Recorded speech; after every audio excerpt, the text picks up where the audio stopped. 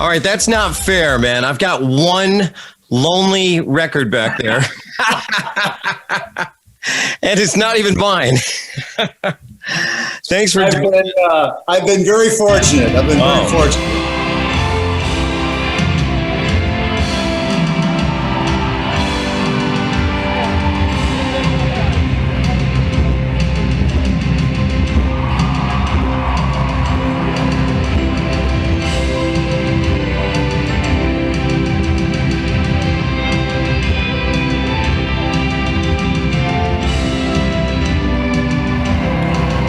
My guest today is a gentleman that I was very surprised to find out is an area resident. He's a guy that, well, for instance, how many of you in your Christmas music collection have CDs by the Trans-Siberian Orchestra? I'm guessing almost everybody, but he does a lot more besides that. And we're going to talk about a brand new project by Jeff Plate and ALTA REIGN. Jeff, welcome, man. Thank you for having me, Lee. I really appreciate it. It's good to hear from you. Good to get together and talk to you like this. You are the drummer and one of the founding members of the Trans-Siberian Orchestra. Yes. So I joined a band called Sabotage back in 1994. Paul O'Neill was the producer and the main songwriter for the band, along with John Oliva. We recorded a concept record called Dead Winter Dead, which contained this instrumental song called Christmas Eve, Sarajevo 1224. Yeah. And lo and behold, when that record was released, this song took off in a completely different direction. And this was the vehicle that Paul O'Neill used to create the Trans-Siberian Orchestra, which at the time was a project he was thinking of doing. And this, like I said, the song became the vehicle for that for Paul. And God, here we are 20 plus years later, 25 years later, and TSO is still going strong, gets bigger every year. Yeah, it does. Let's backtrack a little bit. You were telling me off air you were born in the region and you stayed in the region pretty much. You know, even after your success as a rock star, if you will, didn't move to LA, didn't move to New York, or in New York City, but you stayed right here in the southern tier in the Finger Lakes. And I mean, it is a beautiful area. And I've got to imagine that just that inspires a lot of creativity.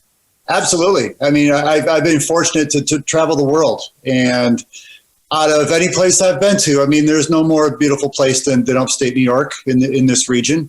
My family has had a farm for going back 150 years. You know, I have 85 acres of beautiful property, and yeah, I would be a fool not to live here. And you know, obviously now with the internet and everything, the world is smaller anyhow.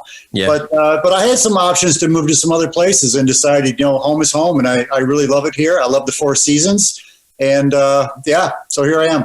We'll talk a little bit about TSO and some of the other things you've been doing, but let's talk about ALTA REIGN. That is probably your latest and newest band and a brand new CD, which is phenomenal, man. I've been listening to it cover to cover. Mother's Day. Congratulations on that.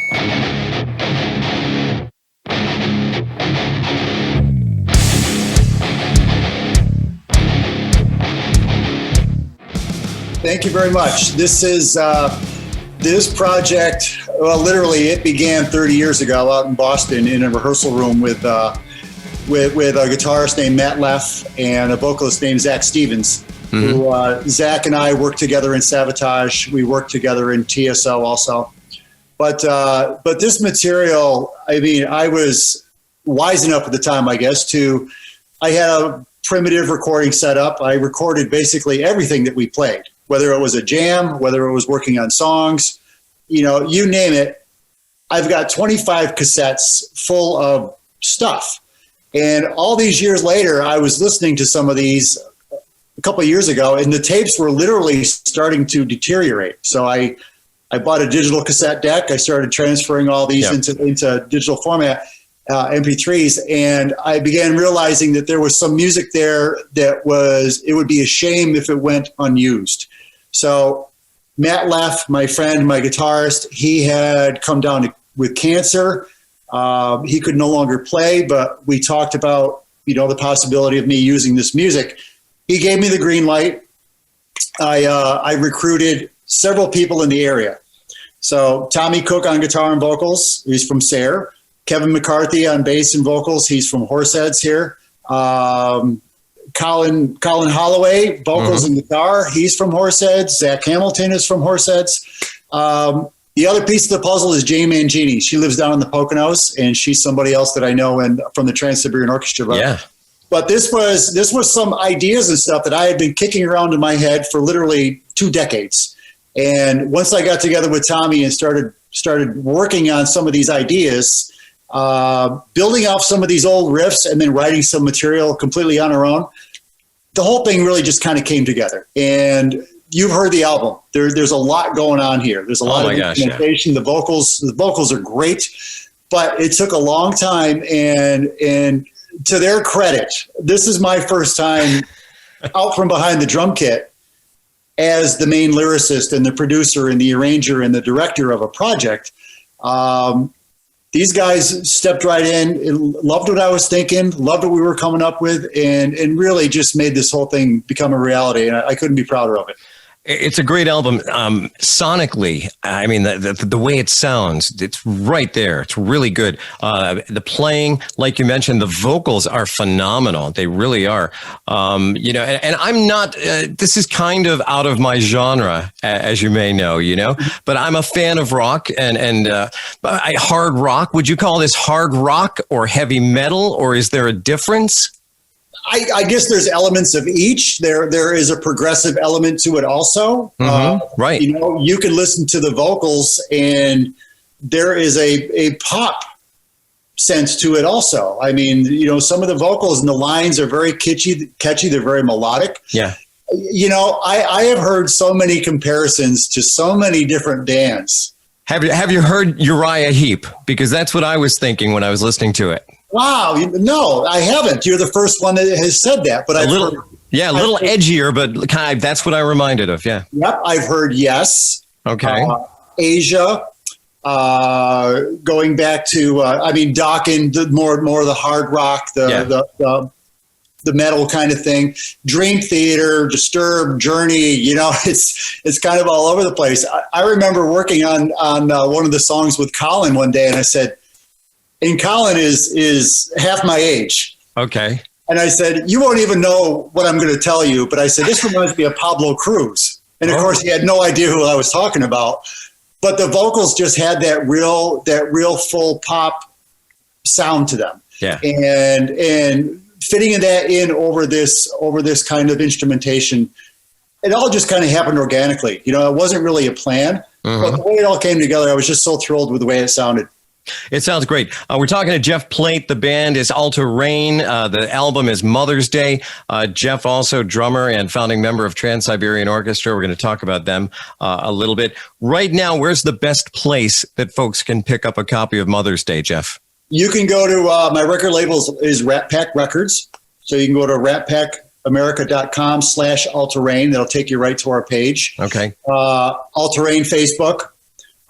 Jeff Plate Music on Facebook, and then my own personal page on Facebook. I think I noticed you've got some deluxe packages with the signatures and the whole deal that people can buy. Yeah. Rat Pack, Joe O'Brien at Rat Pack does a great job of packaging, and he always puts together these bundles. We all sign the CDs.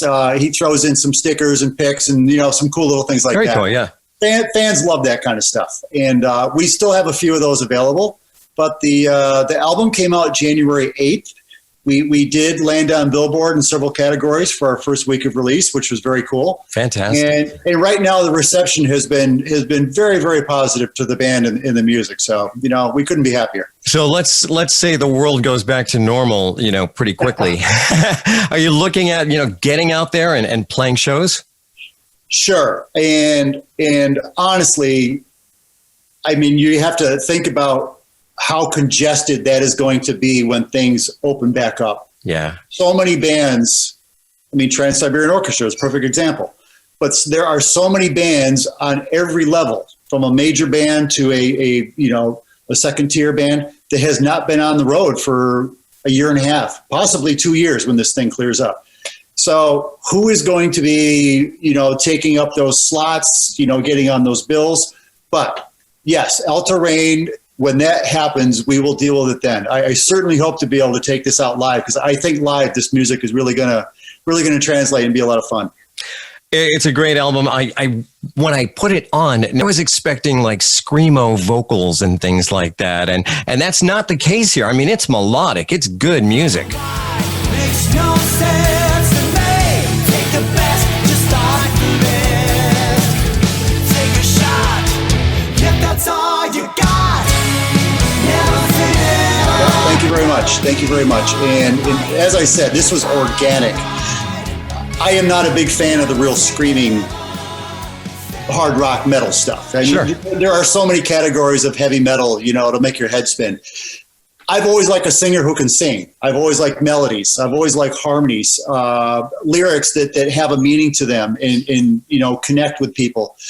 This is what happened, you know, with ALTA REIGN and having Tommy Cook and Colin Holloway on vocals. They were just the perfect vocalists for this project because not only were they willing to take, you know, what I was thinking and understand my lyrics and make sense of this, but their vocals just fit so well on top of this music. And although the music is metal, I mean, it is heavy. Oh yeah, It is polished. It is smooth. It's got the production on this is great. My friend Joe Clapp at Ultrasound Productions out in Boston, he did this album for me. Fantastic sound, but everything, just the way everything fits together, it just really, you know, I couldn't have asked for anything better, and that's why I'm looking forward to doing the second one. This first one was so cool. I can't. Yeah, I'm a fan of heavy guitar and heavy drums, and I mean that's all there, and it's a nice marriage with the vocals and the production and everything else. So, folks, go to Rat Pack Records, get a copy of ALTA REIGN and Mother's Day. Jeff Plate's my guest. Yes, go ahead. I was going to say, you can get it on Amazon. It's on all the formats. Oh, sure. On Yeah. Spotify. It's on YouTube, Apple Music, you know, all the above. But anyhow, yes, thank you very much for that plug, and I really appreciate that. Trans-Siberian Orchestra. What do you think it was that made them just kind of blow up into the stratosphere? First off, did it happen right away or no? Well, like I said, this song was first placed on a Sabotage record, and Sabotage is a progressive metal band. So, you know, Paul O'Neill, this was his idea, and you know, we were all kind of scratching our heads: what is he thinking? When we heard the song, the final production of the song, there was no denying it sounded fantastic. It's like, wow, this is amazing. But you know, we're a metal band. The song just took off in a completely different direction, and I think a big part of that was, I mean, everything is timing, right? That song came out literally out of nowhere, thrown into this category of Christmas music, right, which is always fairly safe. You know, even though a rock artist may do a Christmas song, it's still kind of a safe production. It's a safe interpretation of the song. This was like, bam, you know, right square in the face. And I think people really were just thrilled with the sonic difference in this song compared to other Christmas music. Really took people by storm. And just the fact that it was a couple really, really cool songs, Carol of the Bell and God Rest Your Merry Gentlemen. That combination of those two, Paul was just a genius in how he put those two songs together and this production and this arrangement. So, yeah, it was something that most hard rock fans and metal fans could really embrace right along with everybody else who was a little more contemporary. So it was, yeah. And to think that song is still our most popular song today, it's amazing. Did you ever think it would transform to such an amazing live event every Christmas? I mean, people, they wait every year for that Trans-Siberian Orchestra tour to come around. And I mean, that's their Christmas right there, those live shows. It's actually quite humbling to think that we've become a tradition, you know, where people literally can't function until they see our show. Right. During the holidays. It's quite an honor. It's quite a responsibility. But literally, when we did our first show in 1999, it was, you know, to 1,000 people with one box truck full of lights and a fog machine. Sure. And a lot of questions. That first tour, it was only 7 shows, but it was a success. And that just showed us that, wow, this is actually going to work live. So Paul O'Neill we lost Paul several years ago, and he just created something that is going to be timeless. And that was his plan. He wanted something that was going to be generational and pass on from year to year to year. As this thing kept going and getting bigger, Paul just put more energy and more effort into making the show second to none. And it took us several years, before this thing really, really caught on. But about 2004, 2005, we went from theaters to small arenas to playing major arenas twice a day and selling them out. And I remember walking on stage, I think it was in Philadelphia or Cleveland, and just thinking, I can't believe what's happening. It's unbelievable. But to maintain that and continue this, and like I said, the show, everything gets better every year, and the fan base keeps growing. It's really amazing. Any idea off the top of your head how many CDs you've sold? We've sold close to probably 14 million, 15 million CDs. Unbelievable. We've probably played to at least that many people also. And yeah, it's pretty cool. When we tour in the wintertime, the Trans-Siberian Orchestra tour is such a phenomenon. We have two different touring groups. We have an East Coast and a West Coast. Mm-hmm. Between the two groups, and usually right around 8 weeks, we do roughly 110 shows between the two bands. I play 8 shows in 5 days every week. We play close to 1 million people every year on tour between both bands. And, we rank in the top 10 every year as far as highest grossing tours. Yep. Even though it is such a short tour. But it's just amazing that those people come out every year. Sometimes people come to several shows a year. So it's phenomenal. And I couldn't be prouder of what we've accomplished and thankful at the same time. And then after those shows, you can go back to the Finger Lakes and just collapse. Usually when I get home in January, it's about playoff football and sitting on my rear for a week or two and just getting some rest. So, but it's all worth it. We're talking to Jeff Plate. ALTA REIGN is the new band, Mother's Day, the album, of course, Trans-Siberian Orchestra. Since TSO is, like you said, a Christmas band, do you think there's ever a shot at the Rock and Roll Hall of Fame? Considering, like you said, the sellout shows and the number of records sold. Why not? Right. Why not? TSO is such a unique entity in itself. What we've done, most bands have never done. We've never been an opening act. We've become such a tradition that tours every single year. Now, obviously, last year we didn't tour; we did a live stream.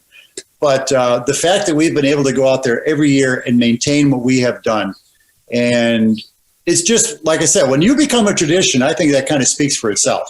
There's actually some fans who we've been around now for 25 years. So there were some fans that were actually starting a petition for this very idea. That's cool. Hey, man, you never know. All right, folks, Rat Pack Records is the place to go, or Amazon, any of the streaming sites. ALTA REIGN is the band, Mother's Day. Jeff Plate, thank you so much for joining us, man. Thanks, Lee. Appreciate it. It's been a pleasure, and we'd like to get out and see you soon one of these days. Great. Thank you. Take care, man.